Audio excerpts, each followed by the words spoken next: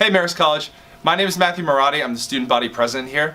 In the next few minutes, I'll be discussing my State of the Campus report, which discusses the projects, events, initiatives, accomplishments, and future plans of the Student Government Association and Marist College Administration over the course of the last year. Stay tuned to find out what's going on at your school. In the last year, we've experienced tremendous growth at the college in regard to our clubs. We've actually chartered 5 new on-campus organizations, bringing the total number of clubs on campus to over 90.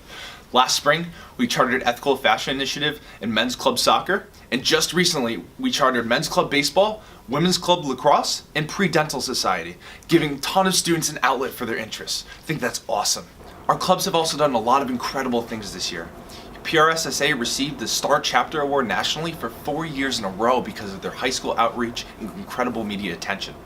Men's Club Volleyball placed 15th in the country and actually just won the New England Club Volleyball Championships. They'll be going on to participate in nationals later this week. In other news, the Marist Circle brought back its print publication for the first time in years, highlighting compelling student stories, issues, and generating conversation on campus. They also brought back For the Record, a student initiative to highlight inspiring, compelling student stories and student profiles on campus. That was shown in the Student Center very recently, which shows how we can do a better job to utilize our physical space on campus to foster a greater sense of community and increase student engagement. This year, our students have participated in incredible community service efforts across the college. In the fall, St. Jude Up Till Dawn raised $56,000 for St. Jude Children's Research Hospital. Hunger Month in November raised $4,800 for those in need. Very recently, Mr. Marist raised $1,300, 75% of which is going to the Triple Negative Breast Cancer Foundation, and 25% of which is going to the American Foundation for Suicide Prevention. Furthermore, the Student Government Association participated in disaster relief efforts, where we raised over $2,500 to the areas affected by the hurricanes we saw in the fall. Finally, students all around campus participate in the Giving Tree during the holiday season, in which we donated over 1,000 gifts to the local families of Dutchess County. That's incredible. With regards to buildings and grounds, we're thrilled that the North End Housing Complex, including buildings A through D, but also the dining facility and the fitness center, has been completed. At the beginning of this semester, tons of students gathered for the celebration and opening of the dining facility. And we're thrilled that they'll give you a tremendous value in your meal plan. You get a 7-inch Rossi sandwich for a meal swipe. That's pretty awesome. The fitness center provides a great alternative for McCann, especially with the renovation going on next year. The college will undergo a massive project to expand the McCann Fitness Center. We'll be replacing a 25,000 square foot fitness center with a 50,000 square foot fitness center, providing brand new, state-of-the-art modern facilities, separate facilities for both varsity athletes and non-athletes, in addition to things like multi-purpose rooms, a cafe, an outside terrace, and more. The college is looking to expand the marketplace on the eastern side of campus, as well as potentially make some additions to the fitness center that's located in Building D currently. The McCann addition will provide a sticky and tough situation for next year. The tent will be placed outside the McCann Fitness Center to offer students an alternative location for working out. Although, according to Director Tim Murray, that likely will not open up until after 4 or 5 p.m. In the time being, we encourage all students to use alternative fitness locations on campus. And please bring any concerns or suggestions forward to the Student Government Association or the Athletic Department. For the 2017 and 2018 academic year, our fashion and digital media programs have been housed by 51 Fulton, a facility on Fulton Street. The steel plant project, however, will be completed by the fall semester, which will be home to those programs in addition to the art program. The college has acquired Eastern Metal Recycling and Fairview Medical property on the eastern side of campus. And the garden has been completed as part of Marist's sustainability project. The planning and redesign for the Dyson Center will begin in the fall 2018 semester. At the beginning of this semester, the college acquired Sprout Creek, a 200-acre nonprofit educational farm. In response to the recent safety and security concerns around the country, particularly in higher education, the Student Government Association is working with the Office of Safety and Security here on campus to make sure that our campus is safe. In addition to that, we've instituted a student EMS program, which I'm thrilled about. This is a student-run EMS program, a collaboration between us and the Office of Safety and Security, that gives students the opportunity to provide support and gain valuable career experience. It will alleviate pressures on outside, external, emergency medical services, and could potentially cover some costs associated with providing EMS coverage to sporting events on campus. Very excited for this initiative.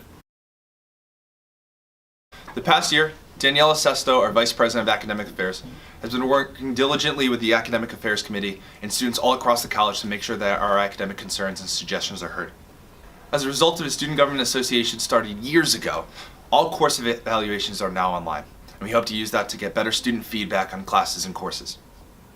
The faculty convocation was held last semester, in which Dr. James Snyder, Associate Professor of Philosophy and Director of the Honors Program, received the Board of Trustees Distinguished Teaching Award. The School of Management was reaccredited as an AACSB accredited school for the next 5 years.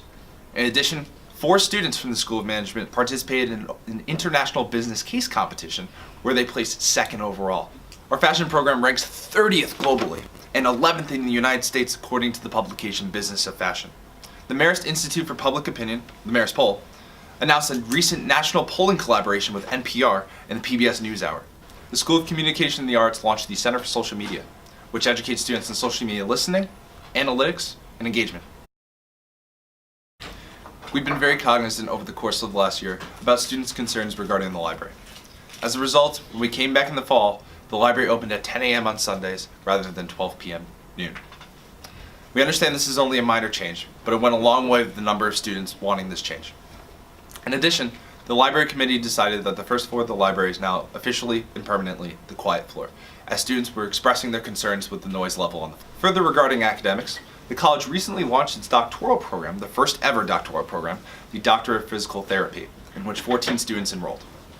In addition, the college also passed masters in professional accounting, cybersecurity, global fashion merchandising, and a Master of the Arts in Teaching, which will allow students to achieve New York State Initial Teaching Certification for grades 7 through 12 in special education. With regards to enrollment and the size of our student body, it's no secret that it's increasing, both the graduate and undergraduate populations. The freshman Dublin experience will give students the opportunity to go abroad for the entirety of their freshman year, very similar to the freshman Florence experience, and that begins this fall. In other news with admissions, 1,285 new students joined us in the incoming class of the fall of 2017, 169 new transfers, and 100 new transfers this past spring. In addition, 303 summer pre-college students joined last summer, a 7 to 8% increase from the previous year, and 141 new graduate students. Last July, the college launched the Office of College Marketing and Communication, our first ever internal marketing department. The mission of the department is to coordinate and communicate the college's marketing efforts, and it's led by Assistant Vice President of College Marketing, Elizabeth Tavares. Students express interest in seeing more spirit on campus, whether that's the color red or a fox or what have you. So, as a result, and using other colleges as models, we decided that we wanted to institute collegiate banners on campus.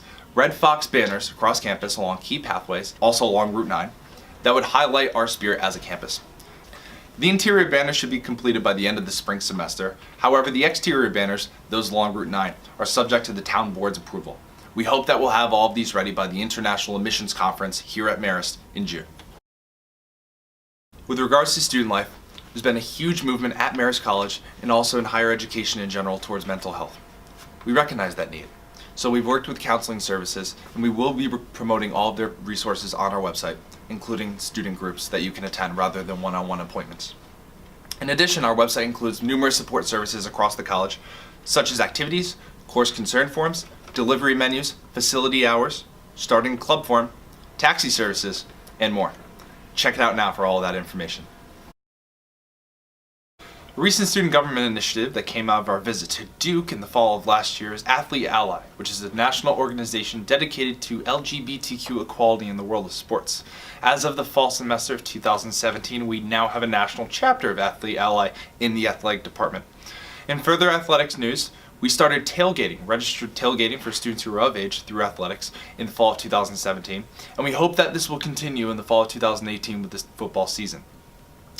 In addition, John Dunn, the basketball program's 12th coach, has been hired after working 12 years at St. Peter's as the head coach there.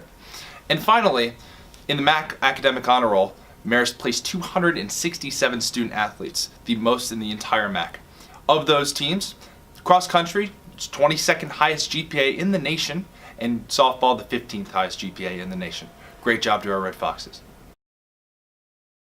Recently, the college has done a tremendous job expanding its technological and network infrastructure, particularly in the Building D wireless access point additions. However, some of the things that are more relevant to us, for example, the student scheduler planner, which I know has saved hours of time in evaluating alternatives and schedule during the registration process, or Marist Mail, which was launched at the beginning of the fall semester and expands our email space capacity by margins. We also have the upcoming website rendition to the Marist College website, which I know provide a lot of value both to our community and in the admissions process for prospective students. In November of the fall 2017 semester, the Marist College Board of Trustees approved the strategic plan for 2018 to 23.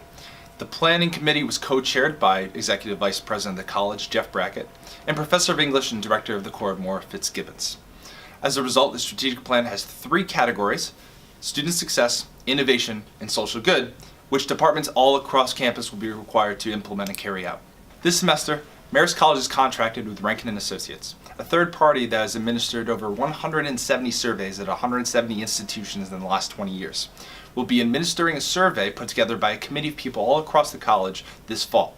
And that survey will help us to identify areas across the college in which inclusiveness can be improved.